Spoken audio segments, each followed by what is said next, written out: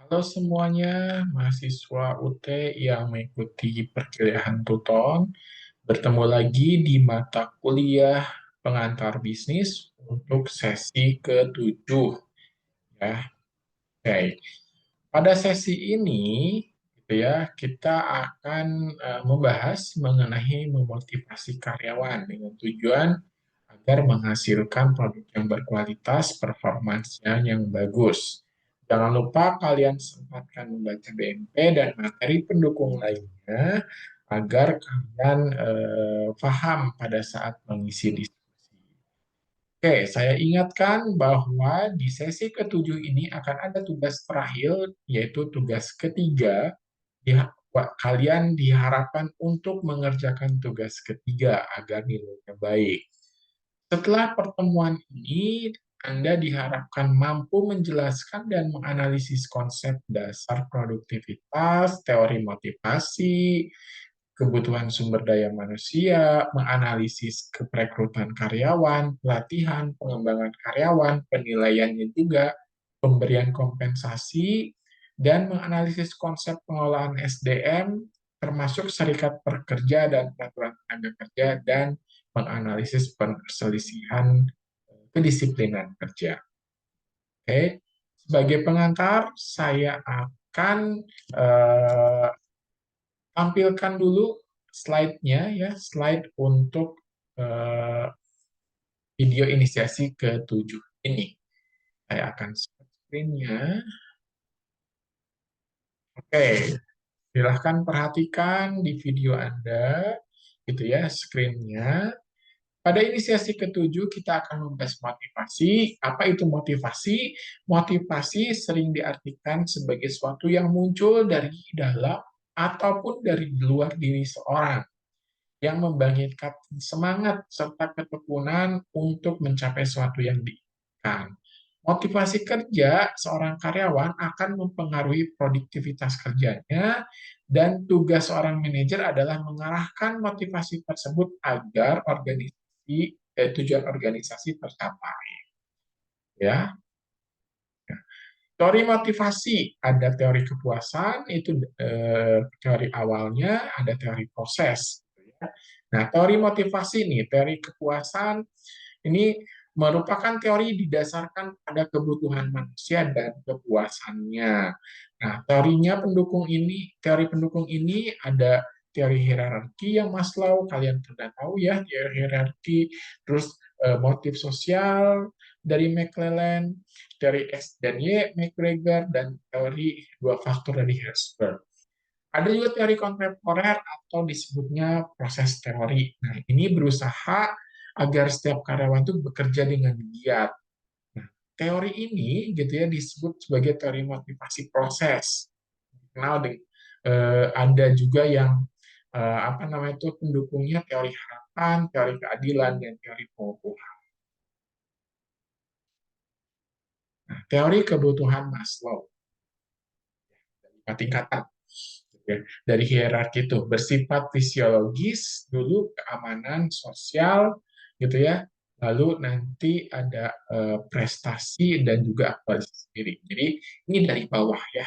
Pertama, dari kalau secara hierarki dari Maslow itu pertama yang harus dibutuhin itu adalah kebutuhan fisiknya dulu. Itu manifestasi ini dalam tiga hal pokok, yaitu sandang, pangan, papan. Nah, setelah fisiknya naik lagi nih keamanan, safety-nya, dari mulai perlindungan dari kejahatan fisik, emosional gitu, emosional. Itu naik lagi tentang sosialnya. Di sini tentang kasih sayang, persahabatan, kekompakan, kerja antar kelompok ya. Setelah itu naik lagi eh, gitu ya tentang prestasi gitu ya, extreme need. Ini adalah penghargaan gitu ya. Apa namanya tuh status, pengakuan, dan yang terakhir adalah aktualisasi diri, di mana kebutuhan seorang ini untuk pencapaian potensi pemenuhan diri mampu apa yang diinginkan. Jadi dia artinya bahwa oh dia ingin ini, dia langsung apa dipenuhi gitu ya. Jadi tingkatan yang kita bahas tadi dari bawah tingkatannya sampai dari atas aktualisasi diri ya. Itu menurut Mas. Seperti ini. Fisiologis, keamanan, sosial, penghargaan, dan aktualisasi. Jadi ini hierarki. Kalau teori X dan Y menurut McGregor, nah ini dua asumsi sifat manusia.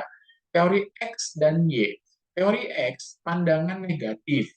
Orang-orang yang mengasumsikan bahwa karyawan tidak menyukai pekerjaan mereka, malas, menghindari tanggung jawab, dan perlu dikendalikan agar dapat mereka bekerja.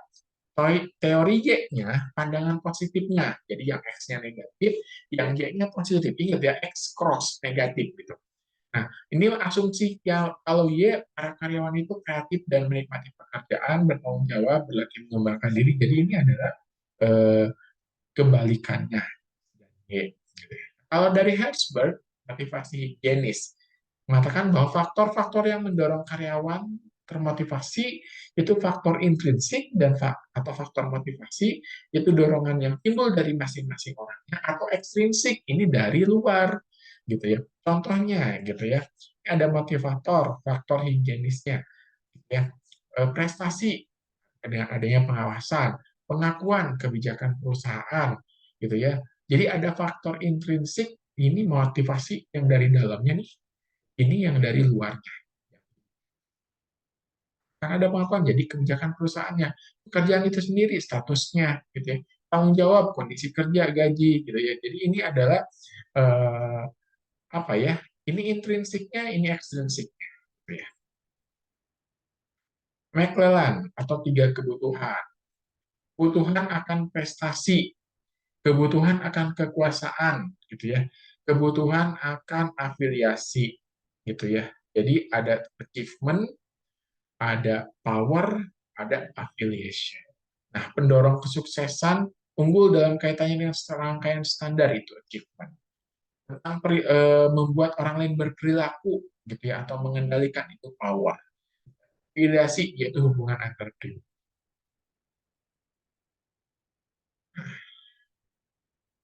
Teori penetapan tujuan ini menyatakan bahwa tujuan yang spesifik meningkatkan kinerja dan ketika menerima tujuan yang sulit maka akan menghasilkan kerja yang lebih tinggi.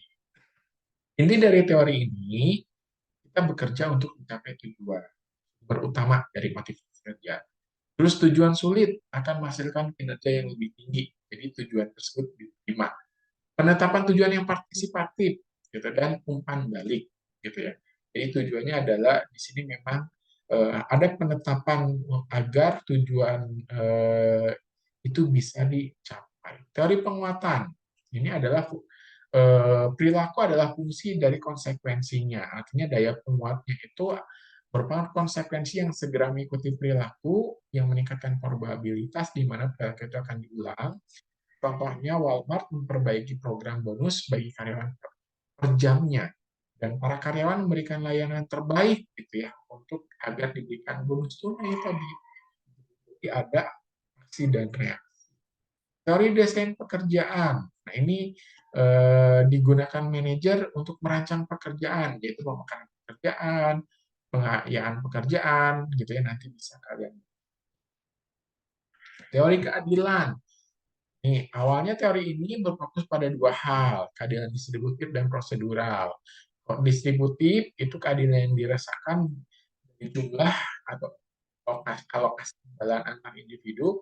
Prosedural ini proses yang digunakan, gitu ya. Jadi ada prosesnya dan juga ada jumlahnya, kuantitinya. Gitu. Dan ini dikembangkan oleh J. Stacy Adams, gitu ya, menyatakan bahwa karyawan membandingkan rasio input hasil pekerjaannya dengan rasio lainnya yang relevan. Kemudian memperbaiki ketidakadilan yang ada. Itu teori.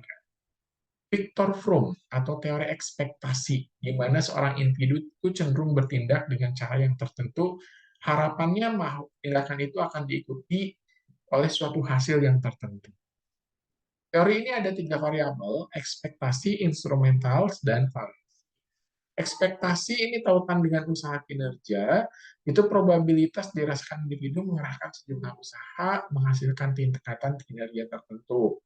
Kalau instrumen itu ya, imbalannya di mana individu percaya kalau dia kinerja tingkat tertentu dengan alat yang dibutuhkan mencapai hasil diinginkan. Jadi tadi ya, kalau ekspektasi ini dia usaha gitu ya. Usaha, oh kalau dia tuh berpikir gini, karyawan berpikir bahwa oh ini kalau saya usahanya segini, maka akan menghasilkan tingkatan segini. Tapi kalau teori instrumentalis, kalau dengan usaha segini dibutuhkan alat untuk mencapai agar hasilnya dicapai nih segini tuh, gitu ya. Itu bedanya ekspektasi dan instrumen.